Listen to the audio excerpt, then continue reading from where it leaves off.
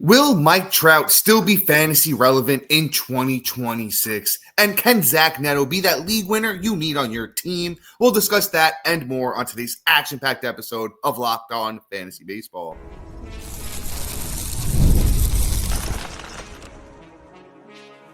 You are Locked On Fantasy Baseball, your daily fantasy baseball podcast. Part of the Locked On Podcast Network, your team every day.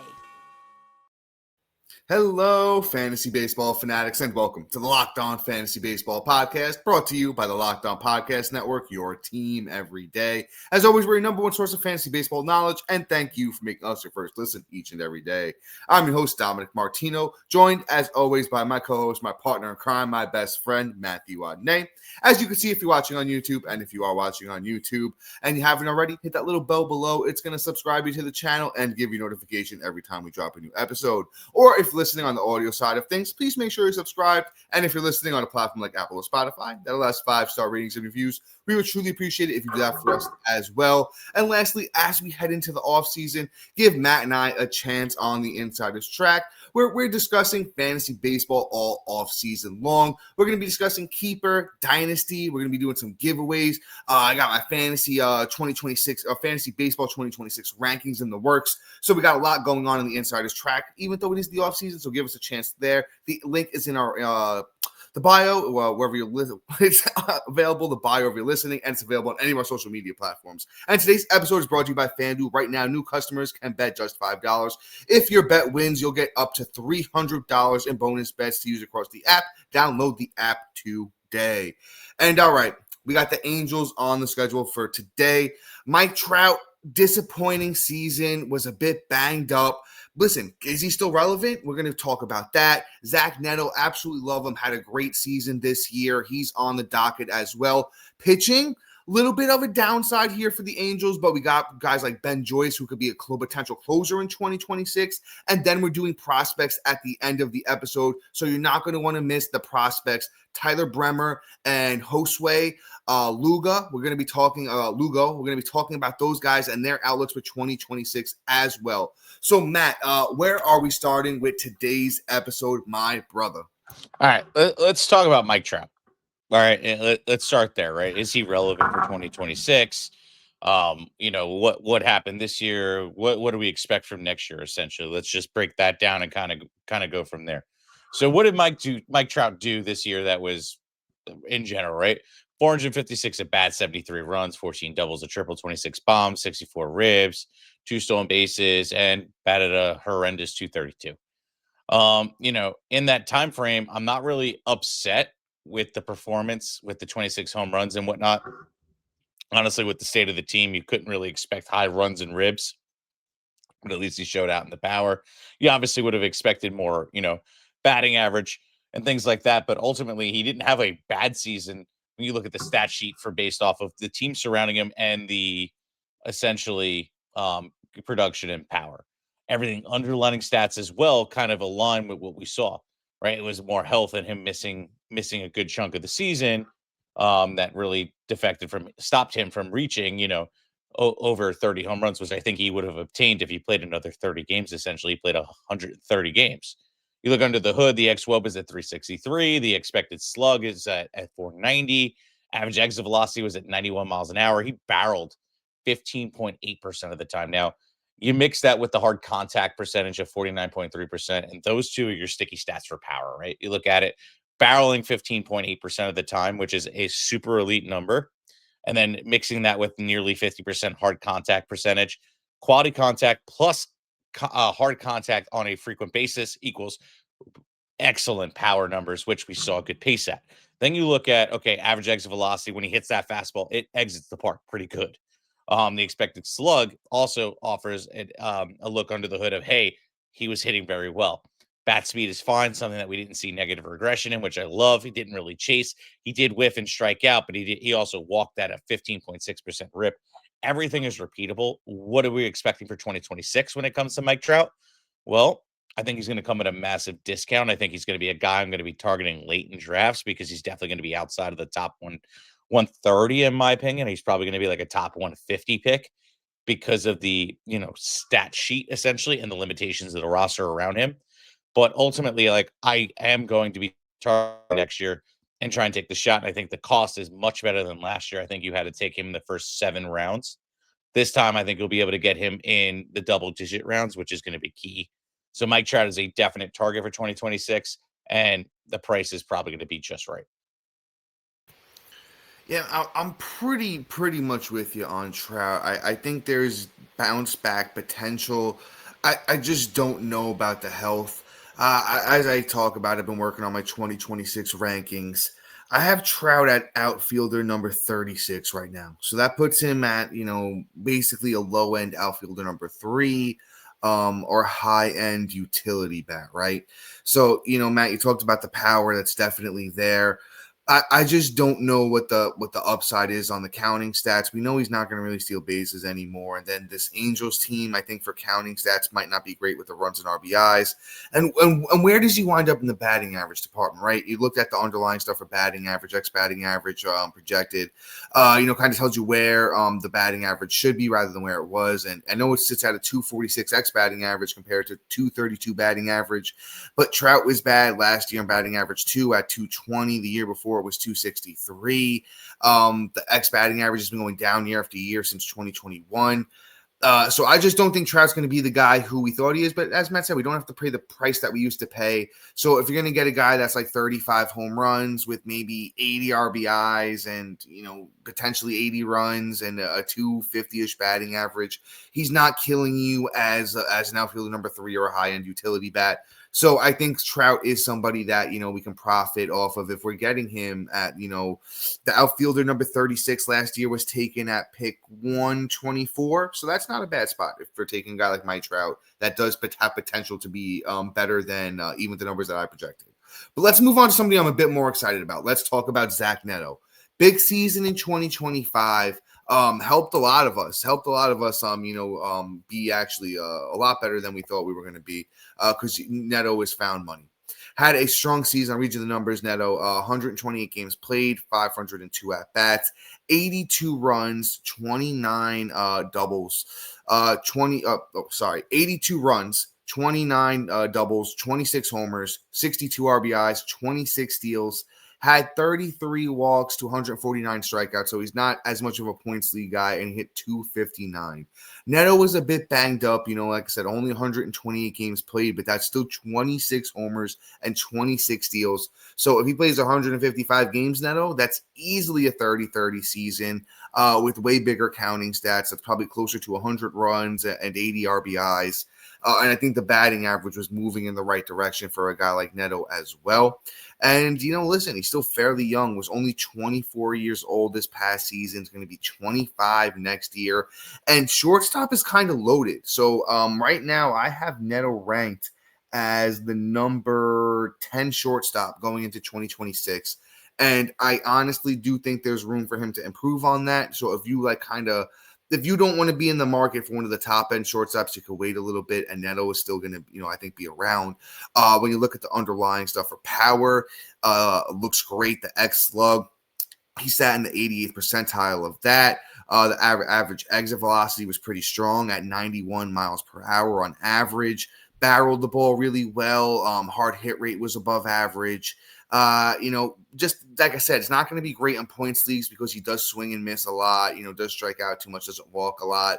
But also, he was in the 70th percentile of sprint speed and wants to go out there and steal those bases. I think Neto is going to be really, really good draft pick going into, 2026.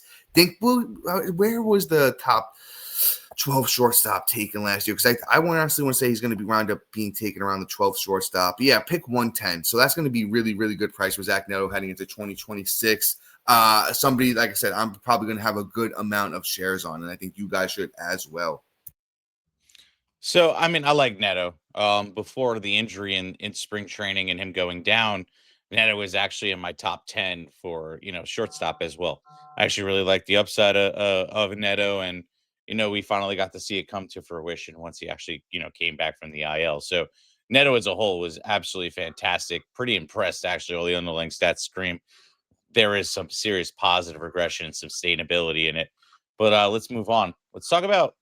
Actually, let's wait. Actually, I didn't realize what time it was. And coming up next, we got Mr. Joe Adell. And, is this top prospect going to be relevant in 2026 finally? Or is he just another guy that's just going to be floated in the breeze? That's all coming up next.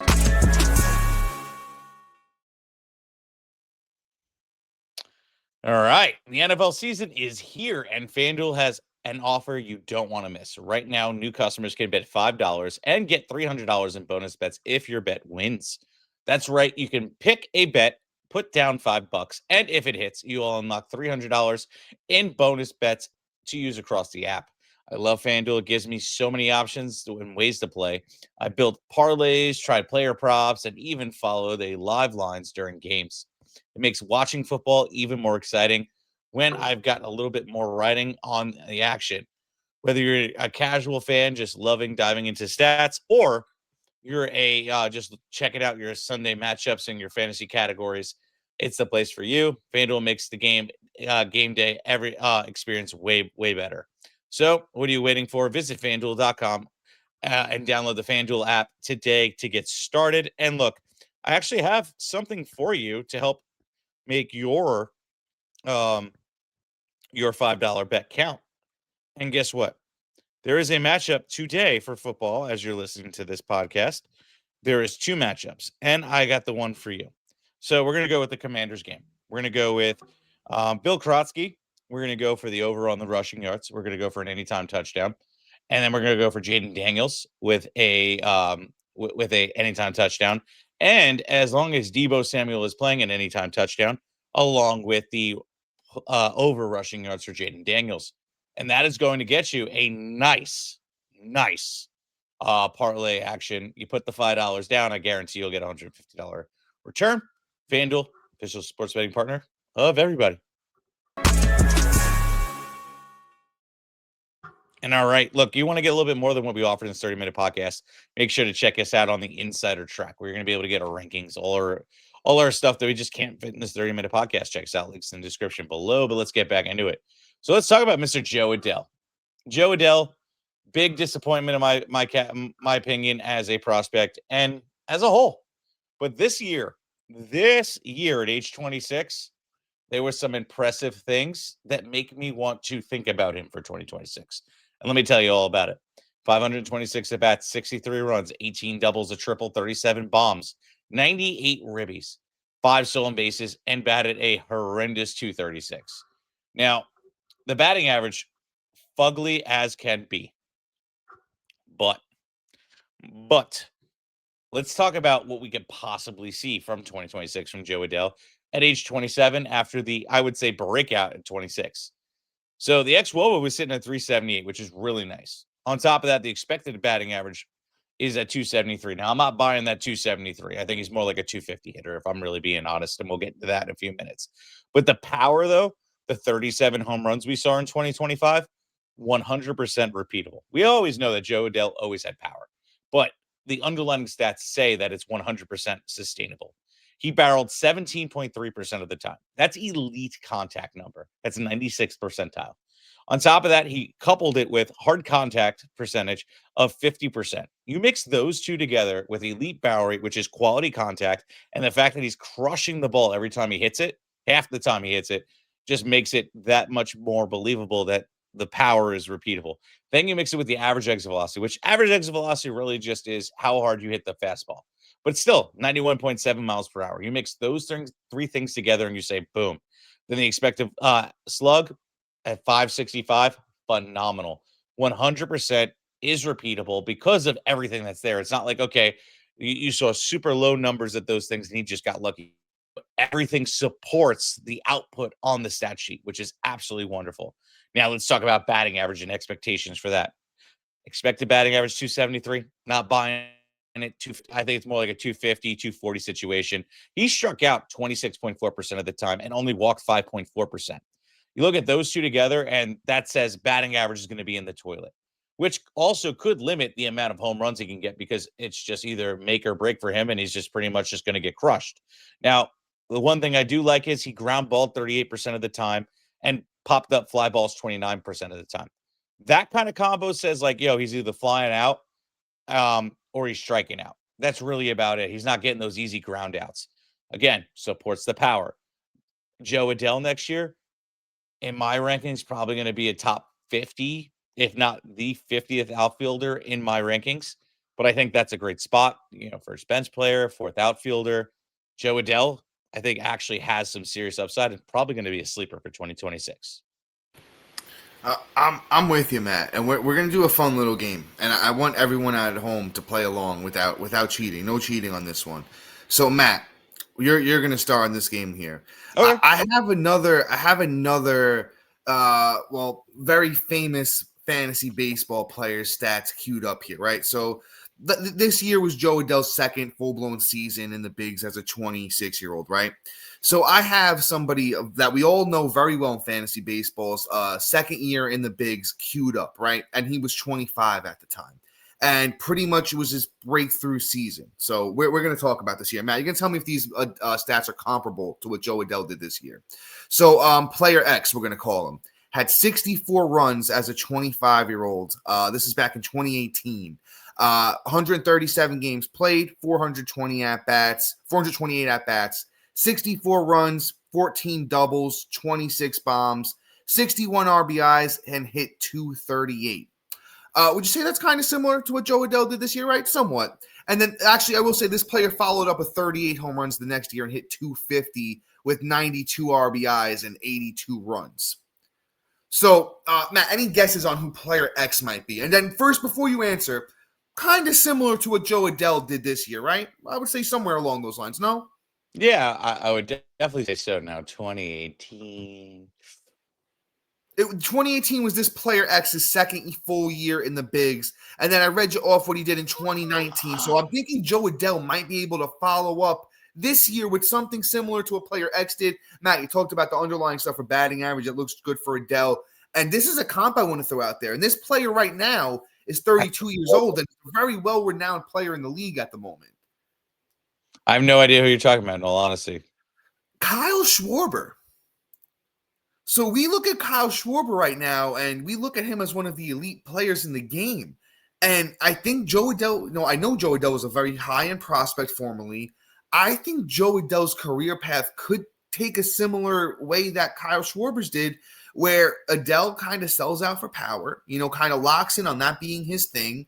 If this Angels team can get better, we're going to talk about some prospects later in the show that might help this team get better.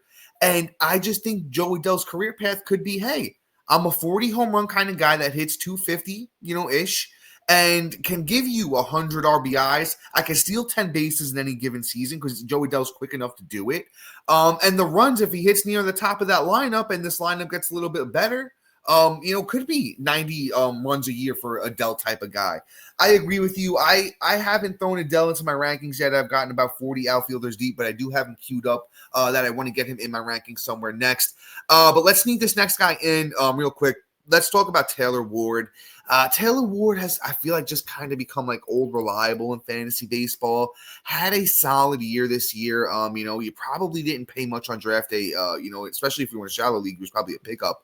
If you were in a deeper league, he was probably maybe somebody took one of your last picks, but decent year from Ward. 157 games played, 579 at bats, 86 runs, 31 doubles, 2 triples, 36 home runs, which is a career high from Taylor Ward. 103 RBIs, also a career high from Ward. Stole 4 bags at 75 walks, 275 strikeouts, and hit 228. Ward's got power in the bat. The counting stats were actually pretty good for this Angels team that wasn't great overall. 228 batting average. It's 247, for his career. So it's kind of down, but he sold out for a little bit more power this year. I'm not mad if if Ward wants to be a 30-plus home run guy and maybe take a hit in the batting average. I'm going to rank Adell higher than Ward, when it comes to Angels outfielders next year for me personally. But Ward, I still think could be a top 60, top 55 kind of outfielder. I think he'll be similar to, Adell. I just don't think the upside is going to be there for a guy like Ward, who's going to be 32 years old next season. But I love to see a career high in multiple different categories from the 31-year-old Taylor Ward. We know that he has talent in the bat. Just not sure what that line is going to look like next season, because I think if he sells out for power again, that batting average is going to take a hit. So that's why, I'll still rank him somewhat, decent, but not going to be somebody that I'm going out of my way to draft. Yep. And before I tell you all about what my expectations for Taylor Ward are in 2026, we have a small little break, but don't hesitate to stick around because we don't just have my half of Taylor Ward, but we have Logan O'Hoppe and some pitchers and some prospects to all cover coming up next. And all right, most people can't name all their financial accounts or even what they're worth, whether it's 401ks, properties, or investments. And when you don't have the full picture, it can end up leaving money on the table. That's where Monarch Money comes in. It's an all-in-one personal finance tool that helps bring your financial life together in one clean, easy-to-use interface on your laptop or your phone. Monarch is built for people with busy lives. We're all a little bit busy, and that's where Monarch's going to come in and help us out. If you put off organizing your finances, Monarch is for you. Monarch does the heavy lifting for you. You can link all your accounts together in minutes, see clear data visuals, get smart categorization of your spending, and finally feel in control of your money without ever touching a spreadsheet. You can identify that you aren't saving as much as you thought. Monarch helps you notice an inefficient investment allocation and discover forgotten 401ks from past jobs. Don't let financial opportunities slip through the cracks. Use the code LOCKEDONMLB at monarchmoney.com in your browser for half off your first year. That's 50% off your first year at monarchmoney.com with the code LOCKEDONMLB.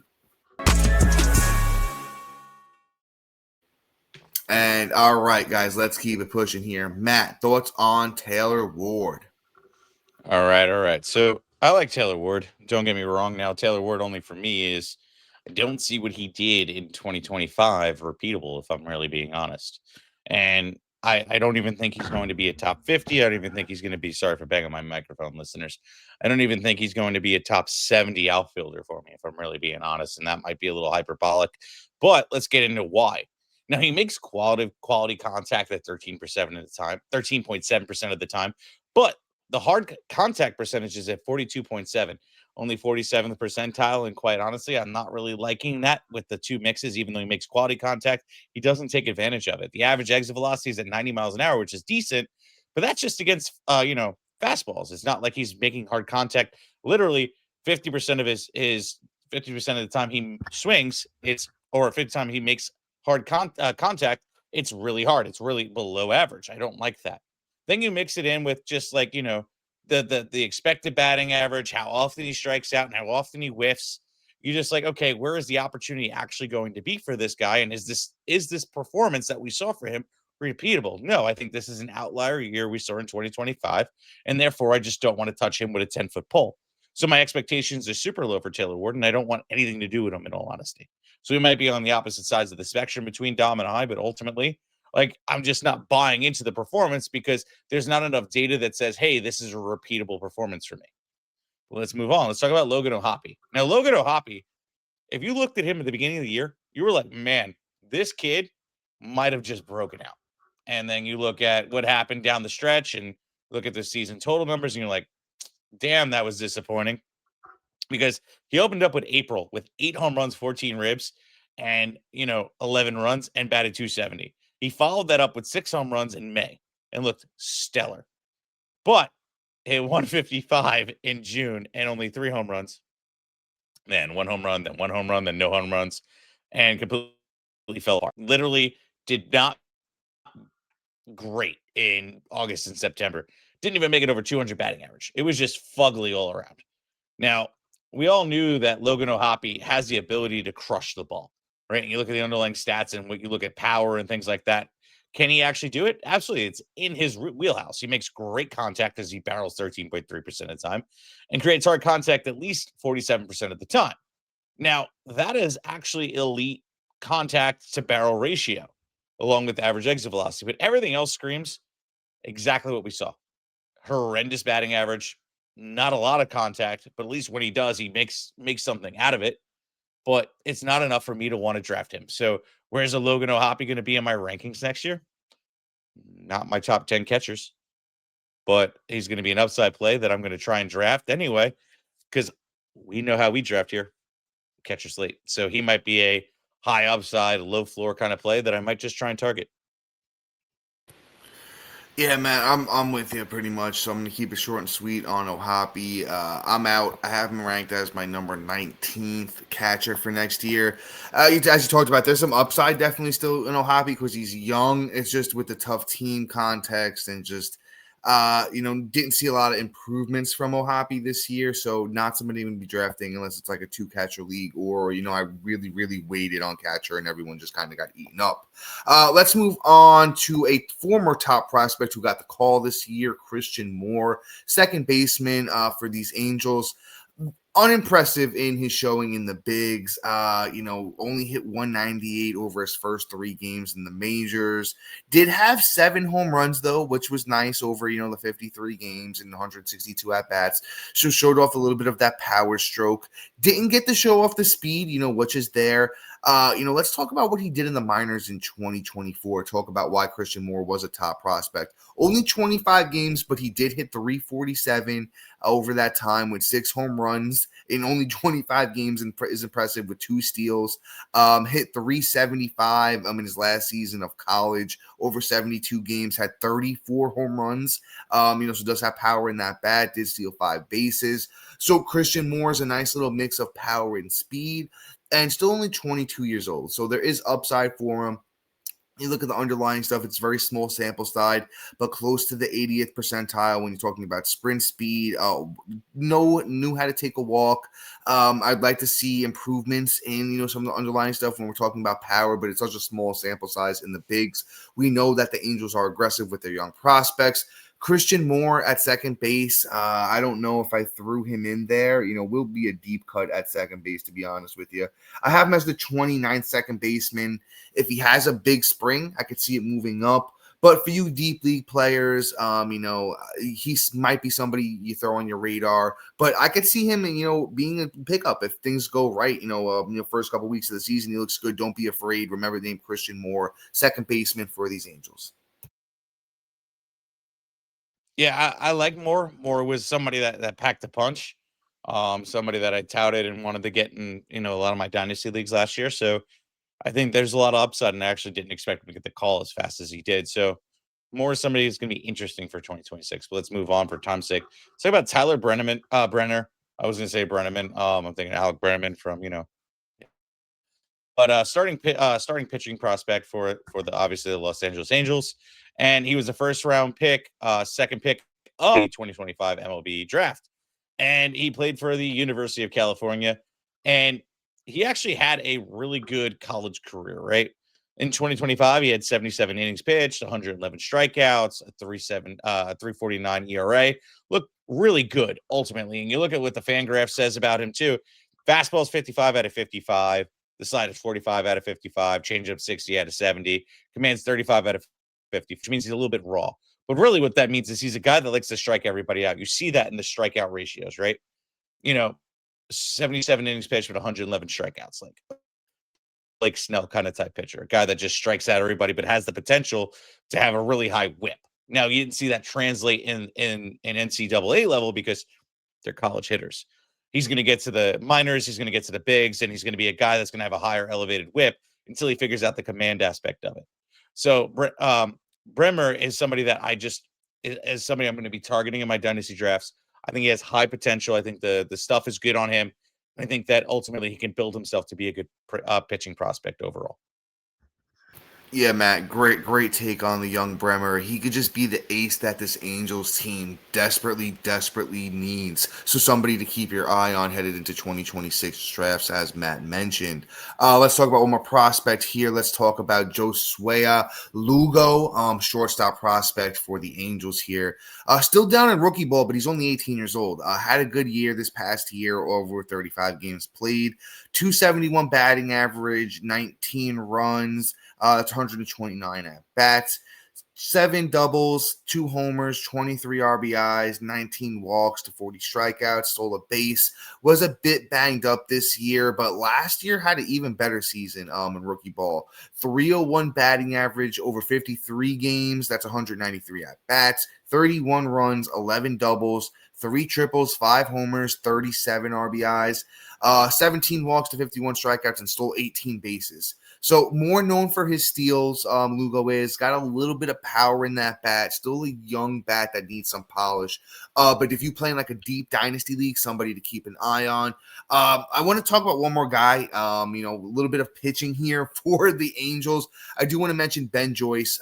Didn't really pitch last year due to injury, but somebody that I think that could wind up with the closer's job here, for the Angels. Joyce has great stuff, has a good fastball, gets up there with the velocity. Needs to really work on following up with some good secondary pitches. Had, a bad year in the 4 innings that he did pitch when he, did pitch this last year, but was good down the stretch in 2024. Ben Joyce was. He pitched 34 innings, had 33 strikeouts. He had a 2.08 ERA. He had 4 saves and a 1.15 whip. So that was Joyce's numbers in 2024. I would look out for him to be the potential closer in 2026. We could get really, really good value on him as well, given he didn't pitch last season. Fair points. Honestly, I will say this: his fastball is absolutely elite at 101 on the average, and has a really fast slider, sinker as well, throwing that 94.8 miles per hour, 45% of the time. It really is a 2-pitch pitcher. I would love to see him specifically mix in that changeup to really give an off-speed mix, along with those 2, honestly, velocity crushing pitches that would make him elite. Like Dom says, would love to see him working a little bit more, but just to be specific. But ultimately, Ben Joyce does a fantastic job at the mound. And, if he could just produce a little bit more on the ground ball aspect, he's going to be really, really elite. But we'll see. Guys, thank you for hanging out with us today. And please like, subscribe, comment, rate, review, do everything you can to share this show, because we truly love bringing it to you every single day. And thank you for making Locked On Fantasy Baseball your first listen each and every day. For your second listen, check out the all-new Locked On MLB Game Night, every game, every night, all season long. Get your local analysis on a national scale. Find MLB Game Night on Locked On MLB on YouTube or wherever you listen to your podcast. Peace out, guys.